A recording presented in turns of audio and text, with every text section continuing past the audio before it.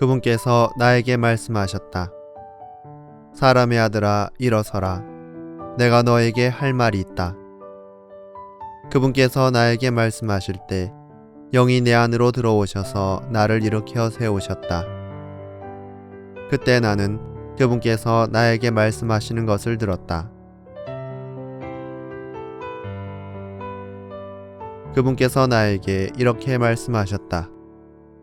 사람의 아들아, 내가 이스라엘 자손들, 나를 반역해온 저 반역의 민족에게 너를 보낸다.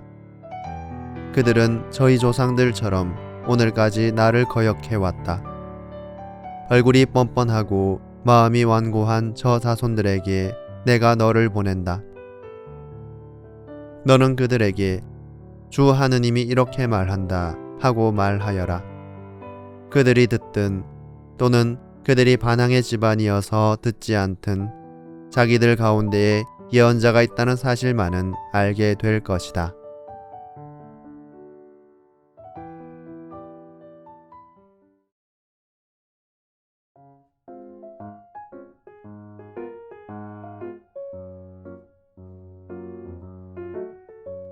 에제키엘과 다니엘은 바빌론의 포로로 끌려가 예언을 했던 사람들입니다.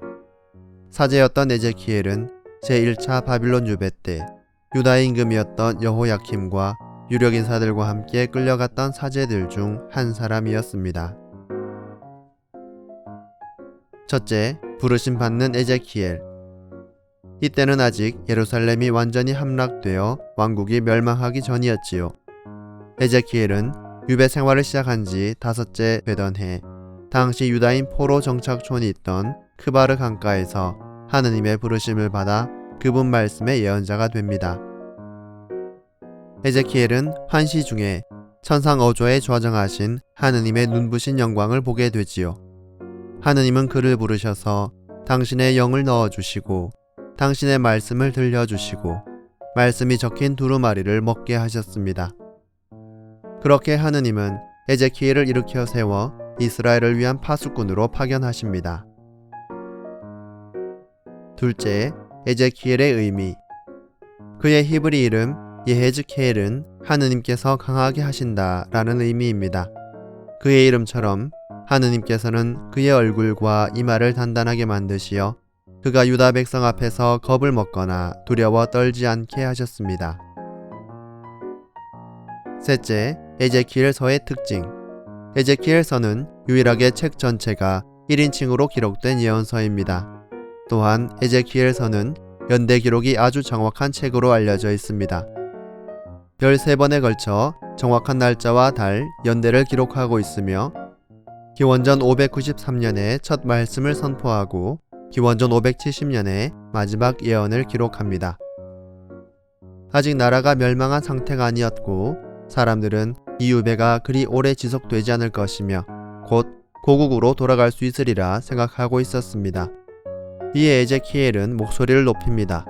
그렇지 않다고 말이지요. 에제키엘은 유다의 불순종을 지적하고 예루살렘에 닥친 심판을 경고하며 회개와 믿음을 촉구합니다. 그리고 그저 평화와 축복만을 외치는 거짓 예언자들을 따르지 말 것을 촉구합니다.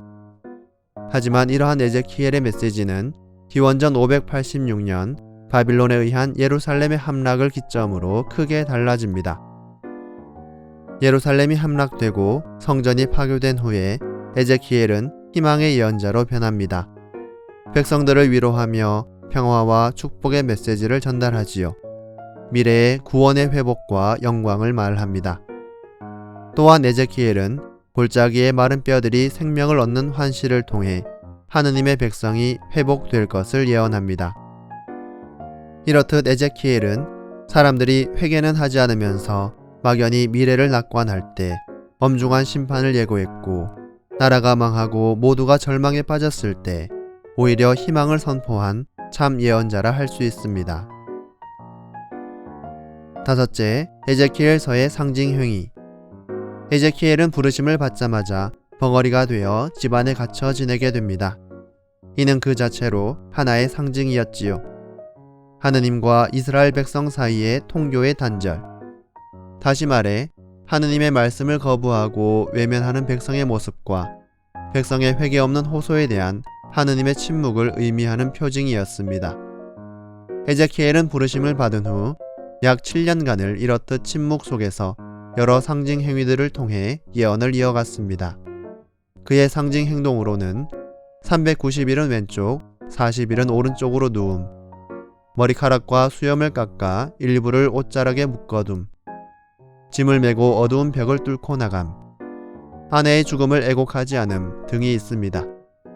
이러한 온갖 상징적 행위들을 통해 에제키엘은 드라마처럼 생생하게 하느님의 말씀을 전합니다. 처음에 사람들은 이런 에제키엘의 기이한 행동들을 조롱하고 무시했지만 예루살렘의 함락 소식이 들려오자 그제서야 이제껏 보여준 에제키엘의 여러 상징 행위들에 관심을 쏟게 되고 또 그에게 몰려오기까지 하지요. 여섯째, 주님의 속성. 그제야 그들은 내가 주님임을 알게 될 것이다 라는 표현이 60번 이상 나옵니다. 주님은 구원이든 심판이든 약속하신 것은 반드시 이행하시는 약속을 지키는 분이심을 강조한 것입니다. 또한 하느님께서는 에제키엘을 90번 이상 사람의 아들이라고 부르십니다. 이것은 그가 많은 환시를 볼지라도 단지 하느님의 말씀을 전하는 한 인간이며 또한 그의 백성 이스라엘과 한 운명 공동체라는 것을 상기시키는 의미로 사용됩니다.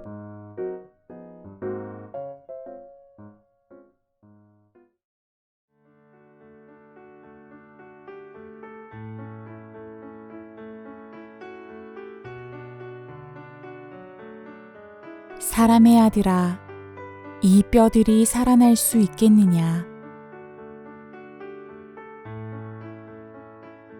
에제키엘 37장은 유배 중에 있던 하느님 백성의 비참한 운명을 계곡 바닥에 버려진 바짝 마른 뼈들로 묘사하고 있습니다. 이렇게 버려진 앙상한 뼈들은 생명의 주인이신 하느님 안에서 누리는 참 자유가 아닌 세상적 가치에 얽매여 세상의 종처럼 살아가는 마치 유배 중인 우리의 영혼일 수 있습니다. 그렇게 무덤과 같은 어둠 속에서 기쁨도 생기도 없는 무미 건조한 일상을 살아가는 우리에게 하느님께서는 물으십니다. 사람의 아들아, 이 뼈들이 살아날 수 있겠느냐? 특별히 위령성어를 보내고 있는 우리입니다. 죽음에 대한 깊은 묵상은 진정 살아있음이 어떤 의미인지를 깊이 통찰토록 이끌어줍니다. 무엇인가에 사로잡혀 아등바등하며 살아있음에도 마치 죽은 듯 앙상이 메말라 있는 삶을 살아가고 있지는 않습니까? 에제키엘서는 나의 생명을, 나의 삶을 나의 존재의 근원이신 하느님께 온전히 내어 맡기며 생명을 다하는 삶, 생기와 활력이 샘솟는 삶을 살아가도록 초대합니다. 주 하느님, 당신께서 아십니다. 라고 고백한 에제키엘처럼 우리도 생명의 원천이신 하느님께 죽음에서 생명으로 건너가게 하시는 바로 그분께 그렇게 우리의 삶의 주도권을 내어드릴 수 있을 때 마른 뼈에 힘줄이 생기고 또 살갗이 덮이고 하느님의 영을 받아 숨쉬는 진짜 살아있는 삶, 진정 신명나는 삶을 살 수 있을 것입니다. 하느님께서 메말라버린 뼈처럼 앙상한 우리의 마음과 일상을 당신의 사랑으로 풍요롭게 해주시고 우리를 생명의 길로 새로이 열어주시기를 기도합니다.